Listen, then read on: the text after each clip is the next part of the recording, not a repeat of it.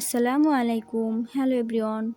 আজ আমি আপনাদেরকে তৈরি করে দেখাবো বাইরে ফুটপাতে ৳৫০ দামের সাব বার্গার। এখন আর আমাদের দোকানে গিয়ে কিনতে হবে না।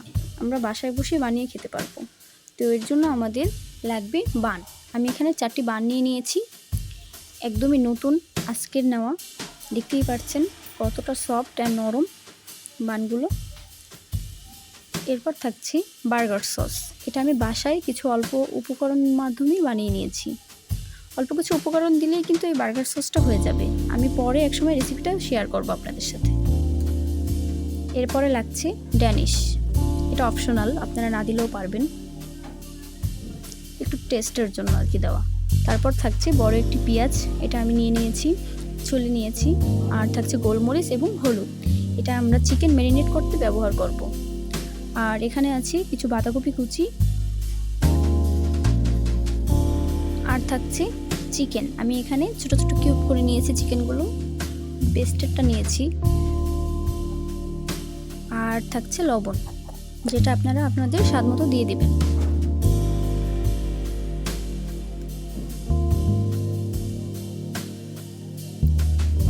আর এখানে নিয়ে নিয়েছি একটি ডিমের সাদা অংশ বাদ দিয়ে শুধু কুসুম অংশটা। এর মধ্যে কিছু গোলমরিচ গুঁড়ো করে দিয়েছি। আর লাগবে সরিষার তেল, আমি এখানে সরিষার তেলটা ইউজ করব, এতে বাইরের দোকানের মতো ফ্লেভারটা আসবে। আর লাগবে টমেটো সস, আমি প্রাণের টমেটো সসটা নিয়ে নিয়েছি, আপনারা আপনাদের পছন্দ মতো নিয়ে নেবেন। আর এখানে থাকছে একটা ছুরি, যা বান কাটতে সাহায্য করবে। বানটাকে ফালি করতে ছুরিটা খুব প্রয়োজন। এই তো, এই অল্প কিছু উপকরণের মাধ্যমে আমরা আজকে সাব বার্গার বানিয়ে দেখাবো। এরপর কিছু গোলমরিচ এবং লবণ ও হলুদ দিয়ে মাখিয়ে নিয়েছি আমাদের চিকেনটা। এখানে ম্যারিনেট করে নেওয়া হয়েছে, দেখতেই পাচ্ছেন। চিকেনটা ম্যারিনেট করে 5 মিনিটের মতো রেখেছি।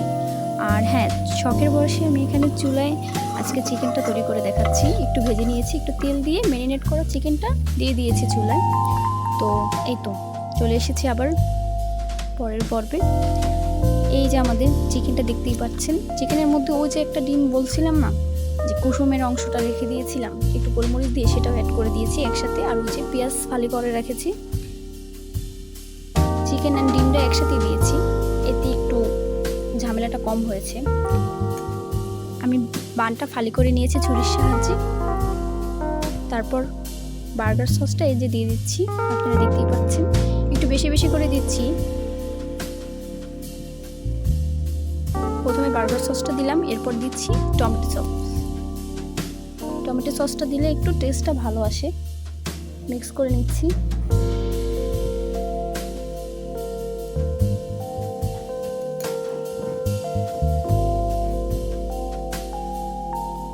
এরপরে চিকেন আর ডিম যে মিক্স করা রেসিপিটা রেখেছিলাম ওখানে, সেটা দিয়ে দিচ্ছি।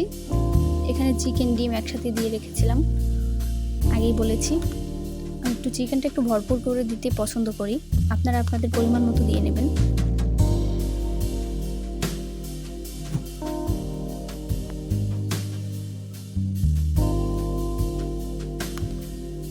এই তো, তারপর পেঁয়াজটা যে গোল গোল করে কেটে নিয়েছিলাম ওটা দিয়ে দিচ্ছি একটু স্বাদের জন্য। পেঁয়াজের ফালিগুলো দিয়ে দিলাম। এরপর দিয়ে দিচ্ছি উপরে বাঁধাকপি কুচি। যেহেতু এটা সাব বার্গার, একটু ফ্লেভারের জন্য, একটু মজার জন্য আমরা ভেজিটেবল ইউজ করছি,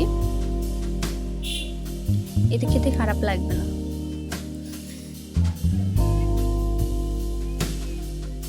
তো আমরা চারপাশে পড়ে যাচ্ছে, দেখতেই পাচ্ছেন। বাঁধাকপি কুচি দিয়ে দিচ্ছি।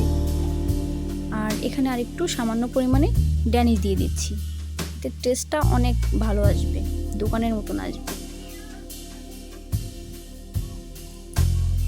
তো এই তো আর একটু ড্যানিশ দিয়ে দিচ্ছি। তারপর উপর দিয়ে আর একটু মেয়োনিজ দিয়ে দিলাম। মেয়োনিজটা আসলে বললেও হয়, বার্গার সস বললেও হয়, দুটো মিক্স করে বানিয়েছি তো। তার অপর পিঠটাও আবার একটু বার্গার সসটা দিয়ে দিচ্ছি, বানের অপর পিঠ যেটা আছে।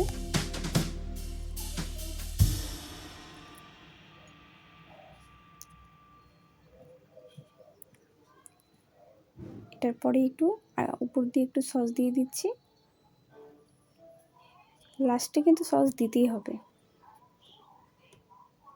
এই তো অপর পাটটা দিয়ে মিলিয়ে নিলাম, ব্যাস হয়ে গেল আমাদের বান রেডি করা। এভাবেই আমরা বাকি তিনটে আর কি, তিনটে বান রেডি করে নেব।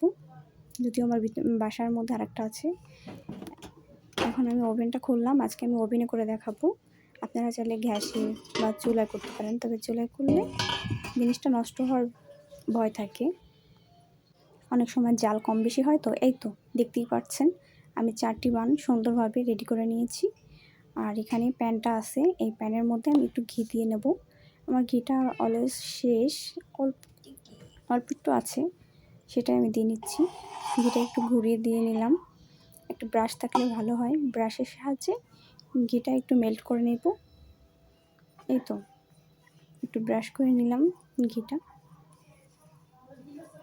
আপনারা এখানে বাটার দিলেও পারেন, আরও ভালো সেন্ট আসবে। স্মেলটা মানে ওভারঅল ভালো করতে গেলে আপনার ঘি বাটার দুটাই মিক্স করতে হবে। আমি বাকি যে বাটারটুকু আছে মানে ঘিটুকু আছে সেটুকু আমি উপরে একটু ব্রাশ করে নিচ্ছি ব্রাশের সাহায্যে।